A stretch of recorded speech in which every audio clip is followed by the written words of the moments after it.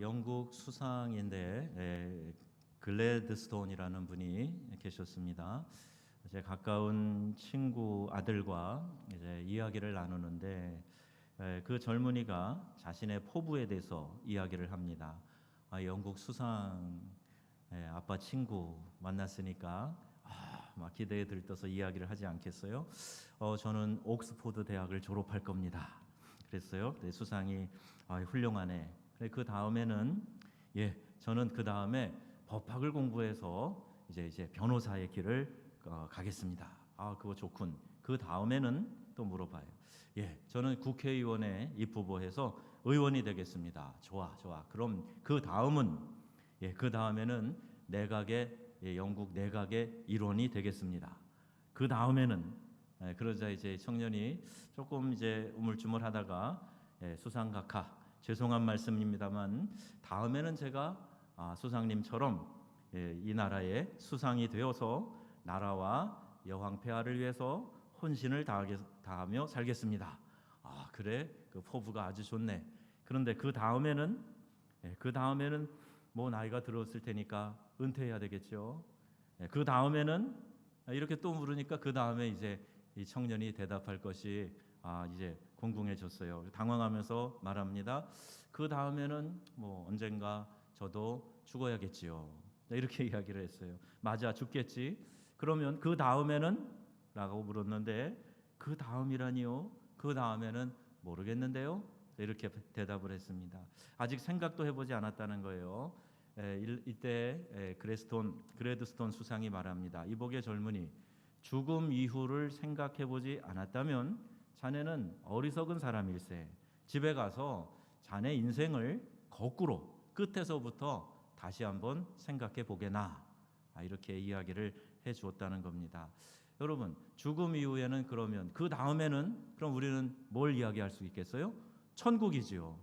영생이지요. 하나님 품 아닙니까? 주님과 함께 왕노릇하며 다스릴 천국 생활이 있겠지요. 그렇게 우리는 대답을 할 수 있을 거예요. 그런데 그 다음에 어떻게 되는 것인가? 우리의 인생의 궁극적인 종착역에는 무엇이 있는 것인가? 이것을 생각하며 살아가는 사람이 지혜로운 사람이고 그 사람이 신앙인이라는 겁니다. 하나님 앞에 설 것을 생각하면서 오늘의 삶의 의미와 자세, 이것을 우리가 잘 생각해 봐야 돼요. 그 죽음이 바로 오늘일 수도 있음을 기억하면서 하나님 앞에서 내 인생을 한번 저울질을 해보아야 한다는 뜻입니다. 이슬람교는요, 어떤 사람이 구원을 받느냐? 알라가 저울에 달아본다는 거예요. 그래서 선행이 많으면 천국 가는 거고요, 악한 것이 많으면 지옥 간다는 거예요. 그러니까 어쨌든 판단자가 있다는 이야기 아닙니까? 우리도 다 공의의 하나님의 심판대 앞에 서게 돼요. 예수 그리스도의 공로 없으면 어느 누구도 우리의 행위로는 구원받을 수 있는 사람이 없습니다. 그 은혜를 덧입어서 살아가는데, 그렇지만 그 삶 가운데 정말 하나님이 기뻐하시는 삶인가? 언제 부름을 받아도 내가 부끄럽지 않게 하나님 앞에 깨어나 주님 앞에 설 것인가? 여기에 대해서 물음을 하면서 대답을 갖고 살아가야 된다는 거예요. 며칠 전 월요일에 우리 대학원 동기들이 금산에서 모였어요. 캐나다 토론토에서 목회하시던 우리 동기 목사님이 수구 초심인지 이제 60 중반 가까운 분이 이제 동기들 보고 싶다고 한국에 오셨어요. 물론 선교 대회가 있었지만 또 동기들 만나는 일정을 따로 잡고 그분이 이제 소식을 궁금해하면서, 그래서 여러 사람들이 여러 이야기들을 나누는데 이런저런 이야기하는 가운데 저와 같이 1990년에 서울신대 신대원에 입학한 동기 중에 벌써 꽤 많은 분들이 소천하셨다는 거예요. 어떤 분은 좀 연세가 있으시지만 대부분 다 젊을 때, 지금 저보다 훨씬 젊을 때 부름받아서 소천한 사람들이 있어요. 또 여러 어려운 병에 걸린 분들도 있습니다. 그리고 그 유족들과 투병하는 이들을 위해서 우리가 그 식당에서 한쪽 방에 모여서 있었기 때문에 같이 막 뜨겁게 기도를 했어요. 동기 중에 제가 제일 젊은 층에 들어가니까 나이 많은 분은 벌써 60대 중반, 또 은퇴도 얼마 남지 않았어요.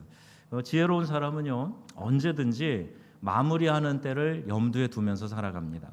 목회자는 목회자로서 내가 하나님 앞에 설 때 부끄럽지 않을까, 최선을 다해서 내가 달아 없어지는 마음으로 하나님 앞에 사역을 하고 주님 앞에 설 수 있는가에 대해서 질문해야 돼요. 또 이렇게 여러분 새로 임직받은 분도 마찬가지고, 또 기존의 임직자들도 마찬가지고, 또 임직이 아니더라도 그리스도인으로 부름을 받은 우리들이 하나님 앞에서 최선을 다해서 살아가고, 또 주님 앞에 설 때 부끄러움 없이 우리 주님 앞에 서게 될 것인가, 이걸 늘 질문하면서 우리가 살아가야 한다는 겁니다. 지금 새 출발에 대한 말씀을 지난주부터 시작하고 있어요. 여러분, 새 출발을 하기 위해서 우리 마음 가운데 이와 같은 기대와 또 사명으로 뜨거워지는 그런 역사가 일어나기를 주님의 이름으로 축원합니다. 이 일을 위해서 한번 우리의 신앙의 종점을 먼저 생각해 보자는 거예요. 그 다음에는 결과를 가보니까 마지막 죽음 이후에 주님 앞에 서는 건데, 역으로 한번 생각해 보자는 거예요. 성경은 분명하게 우리의 마지막 때에 대한 이야기를 하고 있어요. 히브리서 9장 27절 말씀이죠. 한 번 죽는 것은 사람에게 정해진 것이요 그 후에는 심판이 있으리니. 그래서 누구에게나 한 번은 주어지는 이 죽음과 그 이후의 심판을 생각하면서 살아가야 된다는 겁니다. 전도서 7장 4절에는, 전도서는 우리 인생의 지혜를 주는 말씀 아니겠습니까? 솔로몬의 인생 후반기에, 노년기에 기록한 지혜의 말씀이 여기 담겨져 있어요. 전도서 7장 4절 말씀 같이 읽어보겠습니다. 지혜자의 마음은 초상집에 있으되 우매한 자의 마음은 혼인집에 있느니라. 아멘. 결혼을 하는 게 미련하다, 우매하다 그런 뜻이 아니에요. 이 이야기는 지혜로운 사람은 항상 죽음을 생각하는 초상집에 그 생각을 한다는 거예요. 그러니까 한번 우리도 장례식이 나서 가보면, 저도 죽음이라는 것에 대한 이야기를 한 번은 하게 되지 않습니까? 그러니까 한번 들으면서 생각을 하는 거예요. 결혼을 한다는 것은 이제 기대와 꿈을 가지고 미래의 그 달콤한 핑크빛 무드를 생각하면서, 사실은 핑크빛이 아닐 수도 있는데 그걸 생각하면서 꿈을 그리면서 나가는 거기 때문에, 미련한 사람은 항상 그것만 생각한다는 거예요. 어떻게 하면 재밌게 살까? 어떻게 하면 인생 좀 만족하면서 살까? 기쁘게 살까? 편하게 살까? 그것만 생각하는 거예요. 그게 어리석은 사람이라고 성경은 말씀하고 있습니다. 진정한 승리자는 마지막에 웃는 자다 그랬어요. 과정이 힘들어도, 과정에 막 수없이 깨지고 부딪히고 아프고 어려움이 찾아와도 약하고, 그리고 내 삶에 여러 가지 문제로 인해 공공한 삶을 살아도, 그러나 마지막에 웃는 사람이 진정한 승리자다. 이런 이야기를 우리가 하지 않습니까? 땅을 치며 통곡하며 후회해도 지나가면 소용이 없어요. 죽음의 강, 황천이라 그래요. 죽음의 강을 건너간 이후에 이 구원과 심판이 명백하게 구분되기 때문에 그 후에는 땅을 쳐도 소용이 없다는 거예요. 믿음의 결국은 곧 구원을 받는 것이다. 성경 말씀하죠. 그럼 새롭게 출발하는 우리는 무엇을 염두에 두고 신앙생활을 해야 할 것인가? 하나님 앞에 설 때 어떻게 평가될 것인가? 이것을 생각해야 돼요.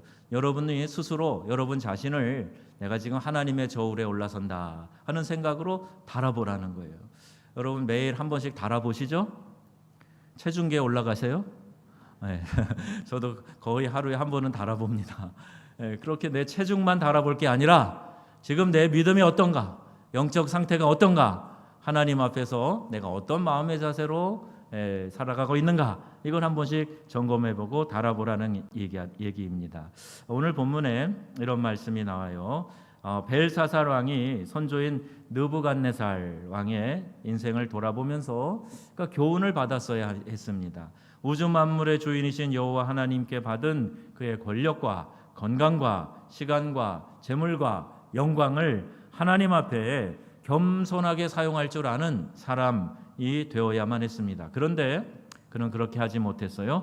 결국 하나님의 저울 앞에서 그가 이런 평가를 받게 됩니다. 메네 끝났다라는 뜻이에요. 데겔 부족하다, 우바르신 나누어질 것이다.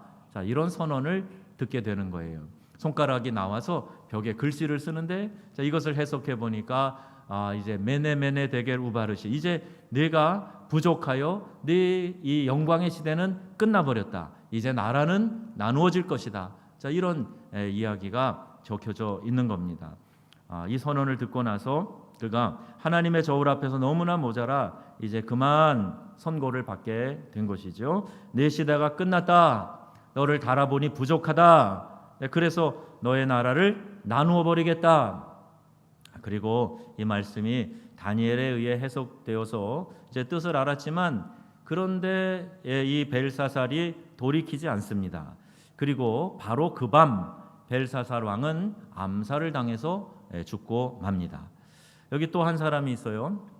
지금부터 이제 100년이 훨씬 넘었죠. 이제 평양 대부흥운동 출발이 되었던 하디 선교사의 이야기입니다. 근데 이분은 개인적으로 하나님이 주시는 감동에 의하여 철저히 회개합니다. 1903년이에요. 남감리교 이제 한국 선교회 7차 연례회 거기에 보면요. 그들이 했던 얘기들이 회의록이니까 적혀져 있지 않겠어요?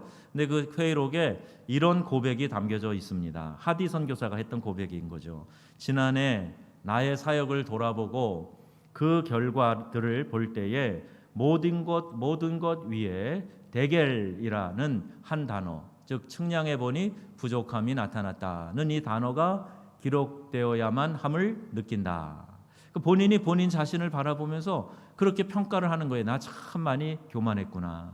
참 많이 부족했구나. 이 조선 사람들 못 산다고 정말 못 배웠다고 내가 그들을 업신여기고 무시하면서 하나님의 사랑을 제대로 전하지 못했구나. 그러면서 하디 선교사가 가슴을 치면서 하나님 앞에 눈물로 회개를 합니다.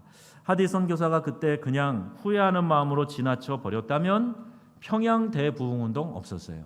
우리 한국이 동양의 예루살렘이라고 하는 놀라운 이 부흥의 축복을 경험하지 못했을 거예요. 그런데 이 한 사람으로 말미암아 그가 하나님 앞에서 자신의 부족함을 깨닫고 고백하며 눈물로 회개했던 그 한 사람의 철저한 회개 앞에 말씀의 경고 앞에서 자신을 철저히 엎드려 회개했기 때문에 이 땅에 하나님의 놀라운 부흥이 임할 수 있었던 것이지요. 자신의 무능과 교만과 사랑의 부족을, 영적 능력의 부족을 하나님 앞에 내어놓고 철저하게 고통스럽고 부끄러운 참회의 고백을 회중 앞에서 했을 때 성령께서 놀라운 역사를 이 땅에 일으켜 주셨던 것입니다. 매일 우리는 그 중요한 오늘을 다시 시작합니다. 여러분 하루가 24시간 있고 새로운 태양이 다음날 정확하게 또 떠오르고 하는 것이 얼마나 큰 축복인지 몰라요.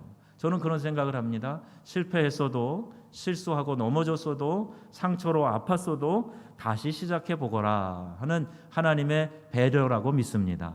아니 오늘 시작해서 오늘 하루 잘 못 살았어요.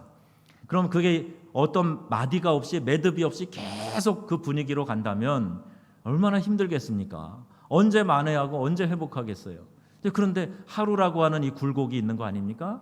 하루를 접고 자 어제는 지나갔으니까 오늘 떠오르는 태양은 다른 거야. 오늘은 새로운 삶으로 살아갈 수 있어. 자, 이렇게 하나님이 우리에게 배려해 주셔서 새 하루를 시작하라고 주신 거예요. 일주일도 그렇고 한 달도 그렇고 1년도 마찬가지입니다. 러시아의 문호 톨스토이가 남긴 말처럼 이렇게 이야기를 했어요. 세상에서 가장 중요한 때는 바로 지금이요. 같이 읽을까요? 세상에서 가장 중요한 사람은 지금 당신이 만나는 바로 그 사람이요. 세상에서 가장 중요한 일은 지금 당신이 하고 있는 그 일입니다. 여러분 공감하세요? 예, 그럼 옆에 있는 분한테 그렇게 한번 얘기해 보세요. 제 옆에 앉아주셔서 감사합니다. 당신이 최고로 귀한 분입니다. 한번 그렇게 인사해 보세요. 제 옆에 앉아주셔서 감사합니다. 당신이 최고로 귀한 분입니다. 아무나 옆에 안 앉잖아요. 그죠? 예. 오늘 새벽에 제가 어떤 분이 앉아있는 장의자에 같이 앉았더니 조금 있다 보니까 그분이 딴 데로 도망갔어요. 네, 누구라고 이야기 안 할 거예요. 왜 그런가? 그냥 이제 작은 의자니까 불편하시겠죠. 기도 소리가 서로 들리고 그럴 수 있으니까. 옆에 앉는다는 것도 이거 쉬운 것 같지만 쉬운 게 아닙니다. 우리 오늘 장로님들하고 같이 식사 이렇게 좀 하고 그랬는데 늘 땀 흘리면서 오늘도 더운데 고생하시고 그래서 점심 같이 들었는데 같이 밥 먹으면서 이야기하면서 즐겁게 이렇게 식탁의 교제를 나누는 거 이것도 예사로운 일이 아닌 거예요. 그러니까 지금 내 옆에 있는 사람이 하나님이 나에게 붙여주신 사람이에요. 귀한 사람인 줄 아셔야 돼요. 지금 우리 교회가 여러분이 함께 신앙하는 이 공동체가 귀한 줄 아셔야 돼요. 여러분의 목사가 귀한 줄 아셔도 됩니다. 지금 나랑 만나고 있기 때문에, 함께하고 있기 때문에, 말씀으로 교제하고 있기 때문에, 염려하며 기도해주고 있기 때문에 그 귀한 거예요. 그래 옆에 있는 사람을 소중히 여기고 귀한 것으로 알고, 지금 나에게 주어진 시간, 그리고 지금 내가 하고 있는 일, 이것보다 더 중요한 게 없어요. 여러분 이런 일들을 소중히 여기셔서 지금 나에게 맡겨진 일 안에서 최선의 삶을 살아가실 수 있기를 바랍니다. 이전 것은 이전 것이고 지나간 것이에요. 보라 내가 새 일을 행하리니 이제 나타낼 것이라 말씀하시지 않아요? 미래를 바라보면서 새로운 일을 생각하면서 기대하고 격려하면서 함께 나아가자는 거죠. 오늘 이 소중함을 주신 하나님 앞에 우리 모두가 다 겸손히 엎드려야 합니다. 우리 하나님은 따라해 보세요. 회복해 하시는 하나님. 하나님은 회복해 하시는 하나님이세요. 하나님은 우리를 두려움에 몰아넣으시고 꼼짝 못하게 만들어서 하나님의 꼭두각시 로봇을 만들고 명령한 대로만 살게 하시고 마음에 안 들면 엄한 벌을 내리시고 그런 잔인한 하나님이 아니세요. 만약 하나님이 우리를 로봇처럼 만드셨다면 에덴 동산에서 선악과 따먹는 일도 없어요. 왜? 프로그램한 대로 살면 되니까. 근데 우리에게 자유의지를 주셔서 우리가 자발적으로 하나님을 사랑하고 하나님께 충성하라고 우리를 그렇게 자유의지를 주셨단 말이에요. 그러니까 여러분 이 자유의지를 가지고 하나님 더욱 사랑하시기를 바랍니다. 그렇게 좋으신 아버지 하나님이시고요. 사랑과 긍휼이 풍성하신 하나님이세요. 하나님이 우리에게 따뜻한 아버지의 모습으로 다가오는 것이 누가복음 15장에 그려져 있죠. 거기 18절에서 25절까지 말씀을 우리 함께 보겠습니다. 누가복음 15장 18절에서 25절까지 말씀 우리 함께 찾아서 읽겠어요. 18절 말씀을 한번 같이 보겠습니다. 15장 18절 말씀 우리 한 절씩 다 띄워주시고 15장 18절 말씀 같이 읽겠습니다. 내가 일어나 앞에 보셔도 됩니다. 내가 일어나 아버지께 가서 이르기를 아버지 내가 하늘과 아버지께 죄를 지었사오니 아멘. 자, 이게 참 중요한 원리가 여기 있어요. 우리가 다시 새 출발하기 위해서 우리 자신의 과거를 정리하고 새롭게 하나님의 은혜를 사모하면서 새 출발하기 위해서 먼저 나를 저울에 달아보는 것이 필요하다 그랬는데 여기 누가복음 15장 탕자의 비유를 보면 정확하게 우리가 해야 될 것에 대해서 묘사되어져 있습니다. 자, 처음에 18절에 뭐라고 그랬어요? 내가 일어나 그랬습니다. 그리고 아버지께 가서 이르기를 내가 하늘과 아버지께 죄를 지었사오니 이렇게 고백을 하는 거예요. 자기가 죄 지은 것을 자인하고 자백하는 겁니다. 자, 그리고 19절 말씀 한번 보세요. 19절 한번 읽어볼까요? 시작.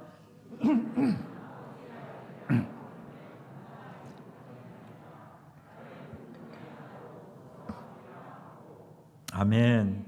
여러분 회개하고 돌이키고 은혜 받는 심령은요 내 공로와 자격을 그것을 없다고 아는 사람이에요. 공로 자격이 없다고 인정하는 사람이에요. 그저 하나님의 긍휼이 필요한 사람입니다. 이걸 알아야 은혜를 받아요. 내가 이런 일을 좀 했지, 내가 이만큼 하나님 앞에서 좀 상 받을 만한 일을 했지, 이런 생각하기 시작하면 철저히 하나님 앞에서 우리 자신을 돌아보며 낮아지는 일 하지 못합니다. 난 공로나 자격이 없다. 사실 탕자는 그렇지 않아요? 우리 모두가 다 죄에서 건진받았기 때문에 우리 모두의 이야기입니다. 그저 긍휼을 구하는 마음이에요. 그리고 20절에 보면 다시 그가 이제 실천에 옮겨요. 18절에는 내가 이렇게 해야 되겠다. 자, 일어나 가서 아버지께 가서 이렇게 얘기해야 되겠다. 하지만 20절에 가니까 바로 이것이 실천으로 일어납니다. 다시 한번요. 이에 일어나서 잠깐 아버지께로 돌아가니라. 거기까지. 자, 일어나서 아버지께로 돌아가니라. 자, 이게 진정한 의미의 메타노이아, 회개예요. 내가 지금 있는 자리에서 죄의 자리에서 구태연한 습관에서 잘못된 근성에서 벗어나기 위해서 일어나는 거예요. 일어나서 누구에게로 가요? 아버지께로 돌아가는 거예요. 이게 회개입니다. 아유 그때 그랬어야 되는데 그럴 걸. 그때 좀 미안했어. 이걸로 끝나면 안 됩니다. 일어나서 아버지께로 돌아가야 돼요. 회개는 돌아가는 겁니다. 감동에서 그치면 안 돼요. 후회로 끝나는 것은 회개가 아닙니다. 그 자리에서 일어나야 돼요. 주저앉아 있으면요 길이 안 보여요. 그런데 일어나면은 길이 보입니다. 제가 예를 들어 볼게요. 아브라함이 조카 롯과 이제 살림을 나눠요. 롯에게 네가 좋은 곳을 먼저 정해서 가라. 그랬더니 이 철없는 조카 녀석이 알았어요 삼촌. 그리고 좋게 보이는 소알 땅, 물이 넉넉한 그곳으로 내려가 버리는 거예요. 헤어졌어요. 조카들 그리고 그 가족들 그리고 가축들 막 이렇게 북적북적하다가 이제 뚝 떨어져서 나가니까 아브라함이 시르에 빠져서 앉아 있습니다. 그때 하나님께서 아브라함에게 나타나셔서 말씀하신 말씀이 뭐냐? 일어나라, 일어나라 이렇게 말씀하시는 거예요. 창세기 13장 17절 말씀이에요. 시작. 너는 일어나 그 땅을 종과 횡으로 두루 다녀보라. 내가 그것을 내게 주리라. 아멘. 여러분 마음이 자꾸 가라앉잖아요. 그럼 마음이 자꾸 짜증이 일어나잖아요. 그러면요 딱 일어나세요. 그냥 그 자리에서 자꾸 묵상하고 있지 마시고 일어나세요. 그리고 하나님이 아브라함에게 하셨던 처방, 종으로 횡으로 좀 다녀봐. 그럼 정읍 천변에 나가서요 돌아다니세요. 막 정읍사 공원도 좀 올라가고 내장산 생태공원도 좀 가시고 돌아다니세요. 마음이 가라앉는데 그냥 계속 멜랑콜리하게 그냥 거기 앉아가지고 이렇게 막 우울을 묵상하고 계시면 안 됩니다. 일어나라. 이게 아주 중요한 처방이에요. 믿음의 사람은 그 자리에 주저앉아 있는 게 아닙니다. 일어나는 사람이에요. 그리고 하나님이 우리에게 주시는 감동대로 움직이는 사람이에요. 내가 그것을 약속대로 내게 주리라. 하나님 말씀하고 계시기 때문이에요. 또 하나 예를 들어 볼까요? 아이성 전투에서 이 이스라엘 군대가 참패합니다. 사실 뭐 군인이라고 할 수도 없어요. 오합지졸들이에요. 그런데 하나님이 약속하셨기 때문에 철옹성 여리고성도 그냥 무너뜨렸어요. 그들이 성 안에 들어가서 문을 다 견고하게 닫고 그 여리고성은요 성벽 외벽과 바깥벽 사이 그 위로 마차가 다닐 만큼 견고한 성이에요. 그런데 그 성이 매일 한 바퀴씩 돌고 마지막 날 7바퀴 돌고 함성에 무너졌거든요. 그런데 그 조그마한 성 아이성에는 우리 다 올라갈 필요도 없습니다. 일부만 올라갑시다. 사람 추려서 올라간 그 전투에서는 완전히 참패합니다. 그때 여호수아가 주저앉아 있었어요. 여호수아 7장 10절에 보니까 그때 하나님이 동일한 방법으로 하세요. 같이 읽겠습니다. 여호와께서 여호수아에게 이르시되 일어나라. 어찌하여 이렇게 엎드렸느냐. 아멘. 시리에 빠져 있으니까 큰 참패를 당하고 이제 두려움에 휩싸여 있으니까 주저앉아 있는 거예요. 엎어져 있는 거예요. 그때 하나님이 오셔서 일어나라. 왜 거기 엎드려 있느냐. 그리고 여호수아에게 말씀하시는 거예요. 자, 이제 보시면 21절에 가보시면 탕자가 내가 이제 돌아가서 뭐라 그러는가. 하늘과 아버지께 죄를 지었사오니. 이게 회개기도예요. 자격이 없으니 그저 처분만 내려주십시오. 하나님 손에 맡깁니다. 죽을 죄를 지었습니다. 처분만 기다립니다. 그러고 있는 거예요. 하나님께 회개하고 상처와 아픈 마음을 준 사람에게도 용서를 구하는 거, 이게 진정한 회개죠. 이 탕자가 그랬어요. 하늘과 아버지께 죄를 지었사오니. 하나님께만 용서를 구하는 것으로 끝나는 것이 아니라 내가 어려움을 준 사람, 상처를 준 사람, 그 사람을 위해서 기도해 주는 거예요. 그들을 위해서 용서를 구하는 거예요. 그를 축복하는 거예요. 그를 사랑으로 품는 거예요. 자, 이것이 용서의 마지막 궁극적인 결론이 됩니다.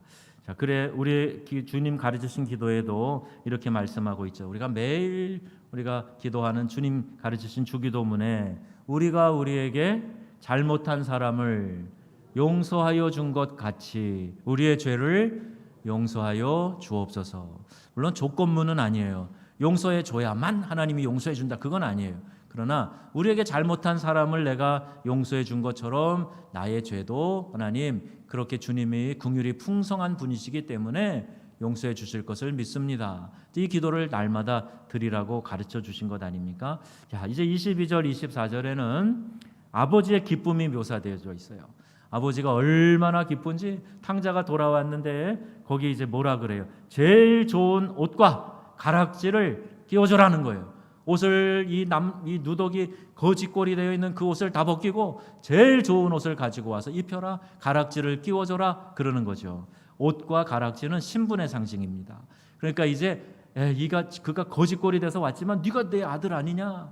그리고 저기 아직도 눈에 저 멀리 동부 밖에서 오는데 아들인 걸 알아보고 쫓아가서 끌어안고 목을 끌어안고 입을 맞추고 그 아버지의 사랑이 거기 묻어나잖아요. 그런데 이제 종들에게 제일 좋은 옷과 가락지로 그의 신분을 회복시켜줘라. 발에 신을 신겨줘라. 종은요 발에 신을 신지 않습니다. 너 이제 신발을 신는 내 아들이야. 내 사랑하는 아들이야. 그리고 그의 신분을 회복시켜주는 거예요. 그리고 나서 이제 잔치를 벌여요. 살진 송아지를 잡아라. 그리고 잔치를 벌이라고 하는 거예요. 나중에 형이 와가지고 볼멘 소리를 하잖아요. 그러니까 이 아버지가 뭐 잔치가 막 늘 풍성하고 익숙한 분이 아니에요. 그런데 아들이 왔으니까 너무 좋으니까 그 돌아온 아들을 위해서 살진 송아지를 잡아서 잔치를 벌입니다. 그리고 말합니다. 이 내 아들은 죽었다가 다시 살아났으며 내가 잃었다가 다시 얻었노라. 자, 이러면서 기뻐하고 있는 거예요. 아들이 가서 죽었어요? 아니잖아요. 여러분, 이거는 하나님이 우리를 향해서 하시는 말씀이에요. 우리가 영적으로 타락하고 하나님과의 관계에 거리 두기를 하고 하나님과 소통하지 않으면 영적인 깊은 잠에 빠지게 되는 것이고 이게 영적인 죽음을 말하는 거예요. 그런데 내 아들이 다시 아버지의 사랑을 생각하고 그 마음을 돌이켜서 회개하고 나에게로 돌아왔으니 네가 죽었다가 다시 살아난 것이 아니냐. 그래서 이 아들을 다시 회복시키시고 끌어안으시고 사랑으로 대해 주시는 거예요. 그리고 그 일을 기뻐합니다. 누가복음 15장에는 이 탕자의 비유만이 아니에요. 잃은 양의 비유가 나와요. 양 한 마리 찾아가지고 목자가 기뻐가지고 돌아와서 또 잔치를 벌이잖아요. 양 한 마리 찾은 것보다 훨씬 더 돈을 많이 썼을 거예요. 그런데 양 한 마리를 찾는 그 기쁨, 목자의 마음을, 그 아버지의 마음을 알려주고 있는 거예요. 잃은 드라크마를 다시 찾아요. 잃은 은전을 다시 찾는 겁니다. 얼마나 중요한, 이것은 신부가 신랑 올 때까지 간직해야 될 이 정표인데 이거 잃어버렸어요. 큰일 난 거예요. 그걸 다시 찾았어요. 얼마나 기쁘고 좋았겠어요. 이 비유가 세 가지가 15장에 나와요. 동일하게 아버지 하나님이 우리가 돌아오기를 기다리는 것, 이 마음을 그리고 있는 겁니다. 자, 결론이에요. 하나님은요 우리가 온전히 돌아오기를 기다리고 계십니다.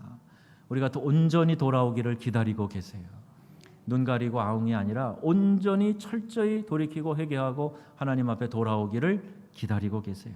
하나님의 긍휼이 우리 가운데 있습니다.